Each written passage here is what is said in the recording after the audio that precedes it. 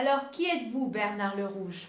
Eh bien, je suis entré au commissariat à l'énergie atomique en 1955, immédiatement à la sortie de l'X. J'y ai appris la physique des réacteurs et j'ai été spécialisé dans les réacteurs de recherche. J'ai conçu le réacteur Osiris qui fonctionne encore pour les besoins de la production de radioisotopes et les besoins de la recherche. Et puis je me suis intéressé après aux réacteurs de petite puissance pour la production d'électricité ou de chaleur. Et puis ces projets n'ont pas débouché et je suis rentré en 1980 à l'Institut de protection et de sûreté nucléaire qui faisait partie du CEA à l'époque, qui est l'ancêtre de l'actuel IRSN, Institut de radioprotection et de sûreté nucléaire. Et là, j'ai eu différentes fonctions, notamment la dernière, qui était l'aide aux pays de l'Est en matière de sûreté nucléaire pour qu'ils prennent conscience de leurs problèmes et qu'ils apportent les réponses voulues. Pourquoi ce livre? Eh bien, j'étais en 1986 lors de l'accident de Tchernobyl à l'IPSN et je n'étais pas directement concerné, mais par contre j'ai assisté à toutes les réunions, j'ai ramassé tous les documents qui ont pu être diffusés pendant les jours, les semaines, les mois, même les années qui ont suivi. Donc j'avais une forte documentation et d'autre part, j'ai eu accès à différents enregistrements du journal politique, du journal télévisé des 14 heures. Et je me suis rendu compte qu'il n'y avait pas de concordance entre ce que l'on disait à la télévision, dans la presse, et ce que j'avais vécu. Donc j'ai voulu rectifier les faits et dire ma vérité avec tous les documents dont je disposais. Vous pouvez nous donner un exemple?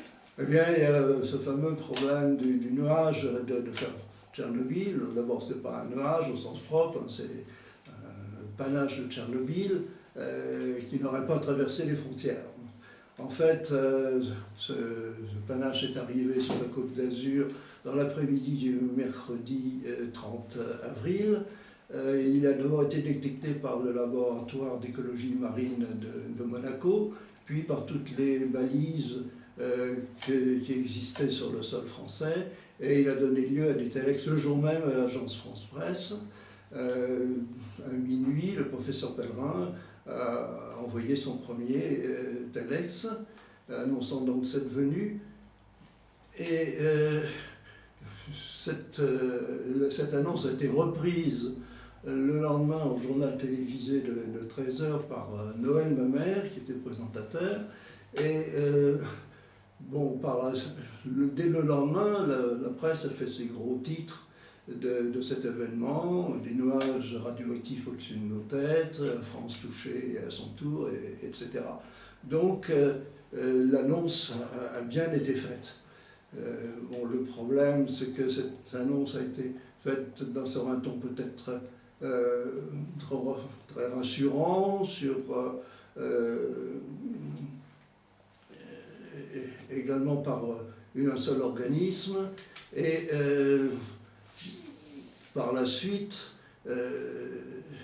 comme la France ne prenait pas de dispositions particulières contre la radioactivité qui pouvait en provenir, alors que les pays voisins comme l'Italie et l'Allemagne en prenaient, des journalistes ont dit, par ironie, tout se passe comme si le nuage n'avait pas traversé nos frontières.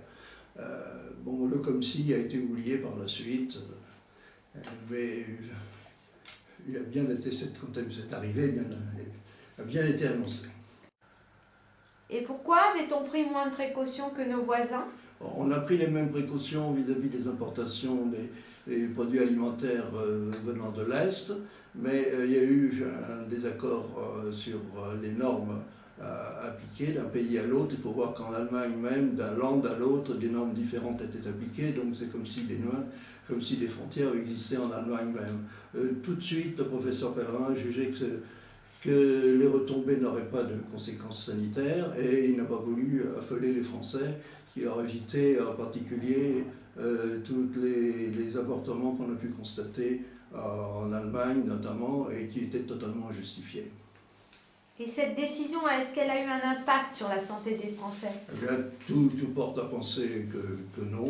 Là, je me suis appuyé sur l'opinion des spécialistes, et notamment du professeur Yvon Graal qui était associé à la rédaction de ce livre.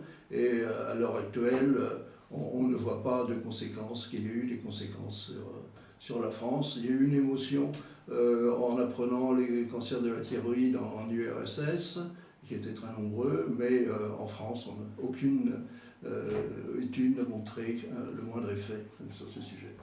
Et en ex-URSS, la situation n'est-elle pas dramatique? Bon, n'en déplaise à beaucoup de commentateurs, les conséquences sont certainement plus faibles que celles que beaucoup donnent. Bon, je me réfère aux conclusions du comité scientifique sur l'étude des effets des rayonnements ionisants de l'ONU, et qui viennent de publier un nouveau résumé au mois de février 2011, et qui estime à 6 000 cancers de la thyroïde, mais peut-être qu'1% de mortalité. Il y a un léger accroissement effectivement des leucémies et des cancers dans certaines régions, mais ils estiment que le nombre ne devrait pas excéder environ 4 000 personnes, un chiffre réparti sur plusieurs dizaines d'années. Et qu'est-ce que vous regrettez en France?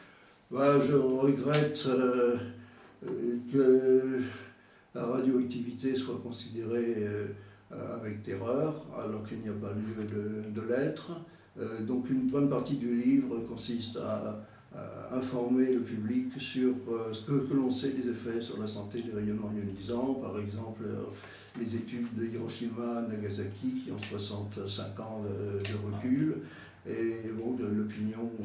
Donc je regrette ceci, je regrette aussi que les médias s'emparent exagérément de tout incident et ne fassent pas appel aux véritables experts qui sont dans nos hôpitaux, Institut Curie, et pour être présentés à la télévision, sur les plateaux, on voit quelques scientifiques, mais qui ne sont pas du tout des experts médicaux.